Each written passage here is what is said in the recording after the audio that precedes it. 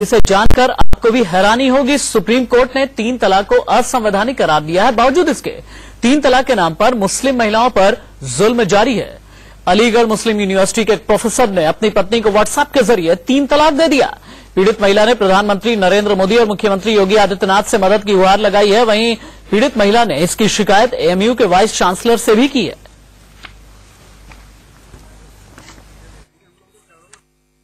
हमें इंसाफ चाहिए। मोदी जी कह रहे हैं कि 3 तलाक अनकॉन्स्टिट्यूशनल है।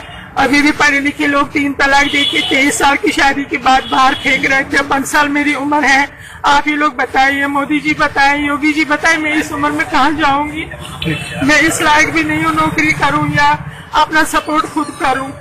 ये तो गलत है ना। कितने बच्चे हैं आप? मेरे 3 बच्चे हैं, 2 बेटी 1 बेटा। हमने एएमयू में सबसे पहले वीसी साहब को एप्लीकेशन लिखी थी जब उन्होंने तलाक दिया था पहला, कि आपके एएमयू में ऐसे ऐसे प्रोफेसर्स करते हैं, आप प्लीज उन्हें बुलाइए और आप उनको समझाइए। मम्मा वीसी से 2-3 बार मिलने भी गई थी, लेकिन कोई सुनवाई नहीं हुई, किसी ने उनसे बात तक नहीं करी मम्मा से। तो हम जब सारे दरवाजे बंद हो गए तो हमारे पास कोई ऑप्शन नहीं बचा था बजाय इसके कि हम FIR करवाएं कंप्लेंट की। हस्बैंड ने इनको 3 तलाक की विक्टिम है ये, और पिछले 1.5 महीने से दर दर भटक रही थी। वीसी लॉज जा रही थी, अपने मामले को लेके प्रशासनिक अधिकारियों पर जा रही थी। फिर ये हमारे किया, उसके बाद हमने कोशिश की कि इन लोगों का आपस में सुलहनामा हो जाए, क्योंकि इनकी बहुत हाई प्रोफाइल फैमिली है। बच्चे भी इनके बहुत अच्छे, इंडिया को टैलेंट में जीत के आए। उसके बाद हमने कई सारे प्रोफेसर लोगों को लगाया, काउंसलिंग करी। इनके पड़ोसी है प्रोफेसर अब्बास नियाजी साहब, रजिस्ट्रार साहब, प्रॉक्टर साहब, सबको लगाया। इवन लोकल एडमिनिस्ट्रेशन ने भी अपने एफर्ट किए लोगों की आपस में काउंसलिंग हो जाए, समझौता हो जाए, पर ये प्रोफेसर साहब सामने नहीं आए। अलीगढ़ मुस्लिम विश्वविद्यालय का यह मामला है, जहां के एक प्रोफेसर की पत्नी ने अपने पति पर व्हाट्सएप के जरिए उन्हें तलाक देने का आरोप लगाया। महिला ने पिछले हफ्ते पुलिस के पास जाकर आरोप लगाया कि उनका पति उन्हें परेशान कर रहा है और उसने उन्हें घर में घुसने से रोकने के लिए घर में ताला लगा लिया। पत्नी पिछले हफ्ते उनसे मिली, आरोप लगाया कि उसके पति ने व्हाट्सएप पर 2 बार तलाक के नोटिस भेजे। पुलिस ने प्रोफेसर को से बातचीत करने की हालांकि कोशिश की है।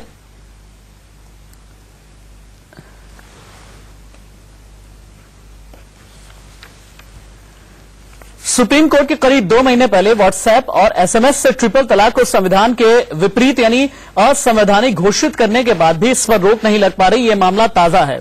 कम से कम अलीगढ़ मुस्लिम यूनिवर्सिटी के एक प्रोफेसर शायद इससे सहमत नहीं है जो सुप्रीम कोर्ट ने फैसला दिया। प्रोफेसर खालिद बिन यूसुफ खान, उनकी पत्नी यास्मीन खालिद, इन्होंने ही तलाक मिलने के बाद धमकी दी कि अगर उनके साथ न्याय नहीं हुआ तो एएमयू के वाइस चांसलर तारिक मंसूर के घर के सामने बच्चों के साथ आत्महत्या कर लेंगी, जो अभी तस्वीर में आपको नजर आ रही है। एएमयू के एक प्रोफेसर ने अपनी पत्नी को व्हाट्सएप पर 3 तलाक दिया है। इसके बाद से परेशान उनकी पत्नी ने आत्महत्या की धमकी दी है। पत्नी ने अभी पुलिस से शिकायत हालांकि दर्ज नहीं कराई है फॉर्मली, लेकिन हां पुलिस के सामने यह मामला पहुंच चुका है। हालांकि मामला ये पूरी तरह से अलीगढ़ पुलिस के संज्ञान में आ चुका है।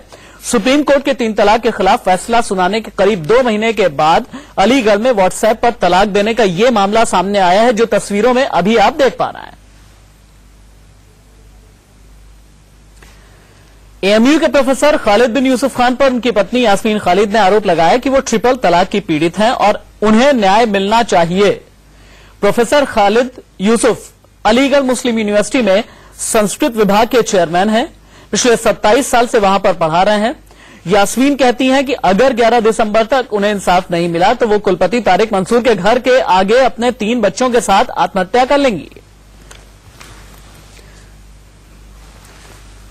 और इसी मामले में पति पत्नी दोनों ही हमारे साथ जुड़ने वाले हैं, जिनमें से प्रोफेसर हमारे साथ में जुड़ चुके हैं। लाइव मेरे साथ में मौजूद है प्रोफेसर खालिद बिन यूसुफ खान, मेरे साथ इस वक्त लाइव जुड़ चुके हैं। प्रोफेसर साहब, आपकी पत्नी ने आप पर आरोप यह लगाया है कि व्हाट्सएप के जरिए आपने उन्हें ट्रिपल तलाक दे दिया, आपका क्या कहना है? मेरी पहली बात तो यह है कि ये बात बिल्कुल गलत है कि मैंने 3 तलाक दिया है। 3 तो मैंने दिया ही नहीं है। अब रहा सवाल व्हाट्सएप के जरिए, तो सबसे पहले मैंने इनको 30 सितंबर को मौखिक 2 गवाहों के सामने दिया तलाक, और उसी तलाक को मैंने इन राइटिंग बाय पोस्ट भेजा और उसी तलाक को मैंने व्हाट्सएप के जरिए इनको कन्वे कर दिया। दूसरा तलाक 1 महीने के अंतराल के बाद मैंने दिया है, वो भी मौखिक गवाहों के सामने, फिर उसके बाद मैंने इन राइटिंग और व्हाट्सएप के जरिए। इसके बाद तीसरा तलाक अभी हुआ ही नहीं है। आपका कहना यह है कि आपने शरीयत के हिसाब से तलाक दिया। पहला आपने 30 सितंबर को दिया, उसके बाद फिर 1 महीने के बाद दिया। चलिए आपकी बात मान भी लेते हैं, लेकिन व्हाट्सएप पर तलाक देना जायज है? जी जी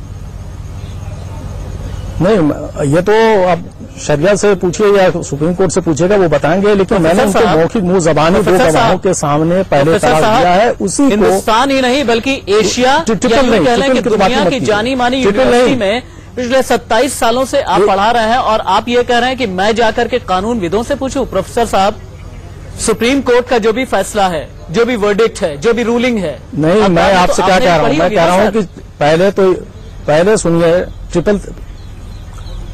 ट्रिपल तलाक जब मैंने नहीं दिया है तो आप ट्रिपल तलाक की बात क्यों कह रहे हैं? निराधार है कि ट्रिपल तलाक मैंने दिया। ट्रिपल तलाक मैंने नहीं दिया।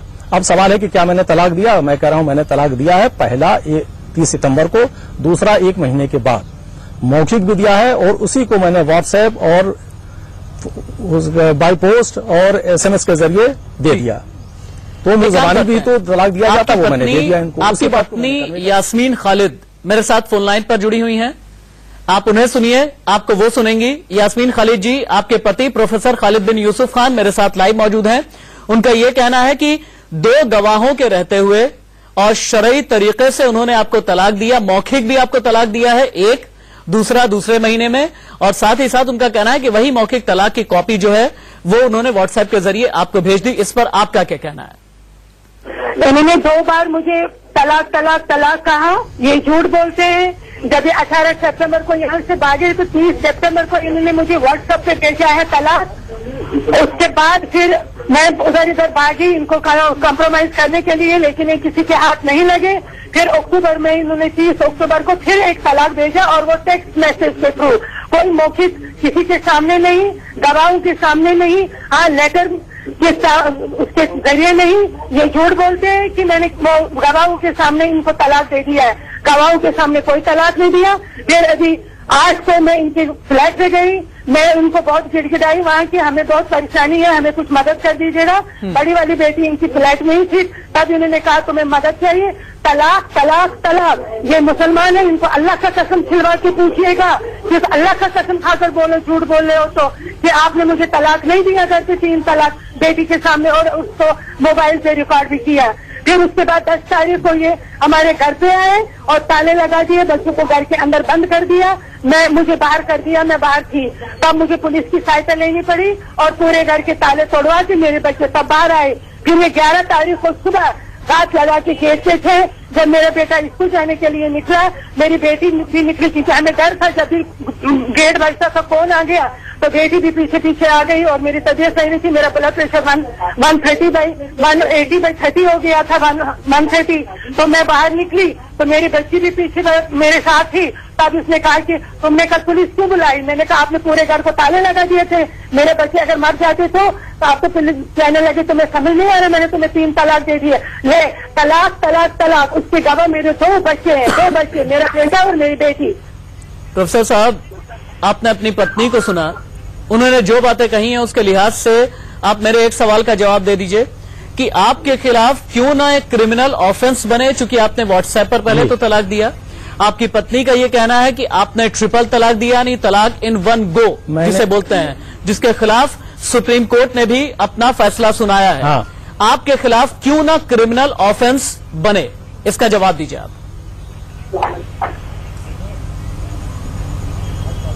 मैंने, आप पहले बात सुन लीजिए, मैंने इनको ट्रिपल तलाक नहीं दिया। इनकी बात यह कहना बिल्कुल बेसलेस है कि मैंने इनको ट्रिपल तलाक दिया, इनके पास कोई सबूत नहीं है। मैंने जो तलाक दिया है वो मौखिक दिया है, जो तलाक का तरीका सामने दिया है, और उसी भाई तलाक का जो तरीका शरीयत में है उसमें दोनों परिवारों की तरफ से भी लोग बैठने चाहिए, और दोनों परिवार की तरफ से भी लोग बैठने चाहिए। सिर्फ पति पत्नी नहीं, दोनों परिवार का एक सदस्य होना चाहिए। क्या दोनों परिवार का एक सदस्य था जब आपने तलाक दिया? कोई नहीं था, कोई नहीं था। इन्होंने व्हाट्सएप पे मैंने तलाक जो इनको दिया है मुंह जबानी गवाहों के सामने दिया है, और ये झूठ बोल रहे हैं कि मैंने इनको ट्रिपल तलाक दिया है। उनको तलाक देने वाला मैं हूँ, मैंने ट्रिपल तलाक इनको नहीं दिया। किसी को नहीं बुलाया, जिसको भी मैंने भेजा इनके पास बात करने के लिए, मैंने इनको ट्रिपल तलाक नहीं दिया। मैंने किसी की नहीं सुनी। SSP साहब के पास भी मैं गई कि मुझे कॉम्प्रोमाइज करवाइए। इन्होंने न किसी बड़े की सुनी, न इन्होंने यूनिवर्सिटी किसी की सुनी है। सबका फोन नंबर बुला कर दिया और 2 गवाह कौन इनके हैं उनको सामने लाया जाए। पुलिस खुद तहकीकात करेगा। इनके किराए के गुंडे भी है, किराए के गवाह भी है। इनसे पूछिएगा कि 2 गवाह कौन है जिनके सामने इसने मुझे तलाक दे दिया। प्रोफेसर साहब, और आपने मेरी एक बात का जवाब नहीं दिया। यास्मीन जी, यास्मीन जी एक बात सुनिए, आपके शौहर क्या कह रहे हैं, एक बार उससे भी उन्हें भी सुनिए आप। दिया है उसी का ठीक प्रोफेसर साहब, लेकिन आपने मेरी एक बात का जवाब नहीं दिया। व्हाट्सएप पर तलाक देना क्यों मैं जायज मान लूं? क्या ना तो वो शरीयत के लिहाज से वो जायज है, ना ही कानूनी तौर पर वो जायज है। आवाज आप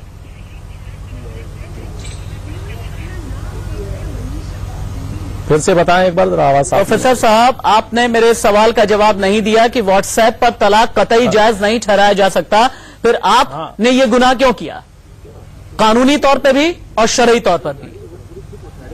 मैंने आपसे अर्ज किया कि मैंने इनको मुंह जबानी तलाक दिया। उसी तलाक को ही मैंने 2-3 विधियां जो भी तलाक की और भी मैसेज करने की हो सकती थी बाई पोस्ट, वो भी भेज दिया जो उन्होंने लेने से मना कर दिया। उसी को फिर मैंने व्हाट्सएप के जरिए दिया, फिर उसी को मैंने SMS के जरिए दिया। लेकिन सबसे पहले मैंने मुंह जबानी मौखिक जिसको कहते हैं गवाहों के सामने वो मैंने दिया है। उन गवाहों में क्या यास्मीन खालिद जी के परिवार की तरफ का भी कोई था? क्योंकि शरीयत का साफ तौर पर यह कहना है कि शौहर और बीवी हमारी दोनों तरफ के घर का कोई एक सदस्य या 2 सदस्य होना चाहिए। क्या यास्मीन जी के घर का कोई सदस्य था? हमारी बड़ी बेटी हमारे साथ है, हमारी बड़ी बेटी हमारे साथ है, बड़ी बेटी के सामने। प्रोफेसर साहब, आप तो तानाशाह हैं, बड़ी बेटी जो मेच्योर है, आप तो अपने बच्चों पर भी जुल्म कर रहे हैं। यास्मीन खालिद जी बता रही हैं कि आप कमरे में बंद कर दिया करते हैं, आप ज्यादती करने के खिलाफ। किसी को मैंने कमरे में बंद नहीं किया है, उस मकान में वो रह रही है, मैं मकान से बाहर रह रहा हूँ। ये बात है पुलिस को देखकर, अगर मैं मारपीट करती हूँ, कोई मारपीट नहीं की, मैं मकान के बाहर रह रहा हूँ, ये मेरे मकान में रह रही है। पुलिस आ गई तो ये बड़ी बेटी को लेकर भागा और बड़ी बेटी भी फ्लैट में मौजूद थी। यास्मीन जी एक बात सुन लीजिए मुझे, यास्मीन जी एक बात सुन लीजिए मुझे। प्रोफेसर साहब आप भी सुन लीजिए, क्योंकि अभी शरीयत के हिसाब से आपने कहा कि पहले आपने 30 सितंबर को तलाक दिया, उसके बाद फिर 1 महीने के बाद फिर से आपने तलाक दिया, लेकिन अभी तलाक पूरा नहीं हुआ है क्योंकि 1 महीना और गुजर जाने के बाद आपने तीसरा तलाक नहीं दिया है। सीधे तौर पर मैं पूछ रहा हूं, क्योंकि मैं भी एक हिंदुस्तानी हूं, हिंदुस्तानी इमोशनल होते हैं, क्या आपकी शादी बच सकती है? क्योंकि बच्चों के भविष्य का मामला है प्रोफेसर साहब।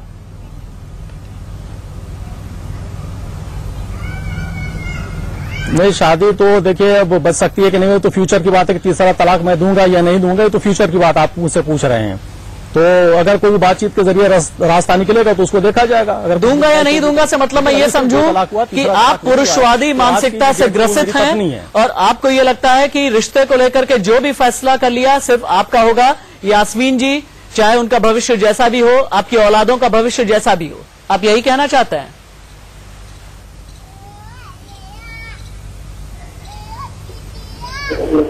क्या चीज? सवाल फिर से एक बार दोहरा दें। आपने कहा कि मैं तलाक दूंगा फाइनली या नहीं दूंगा, ये भविष्य बताएगा। आपके इस सेंटेंस का मतलब मैं ये समझूं कि आप पुरुषवादी मानसिकता से ग्रसित हैं तो दिया नहीं कि जो फैसला मुझे करना है मैं कर लूंगा, न यास्मीन खालिद से बात करूंगा, न औलादों से बात करूंगा, न परिवारों से बात करूंगा, बस जो फैसला मुझे करना है मैं कर दूंगा।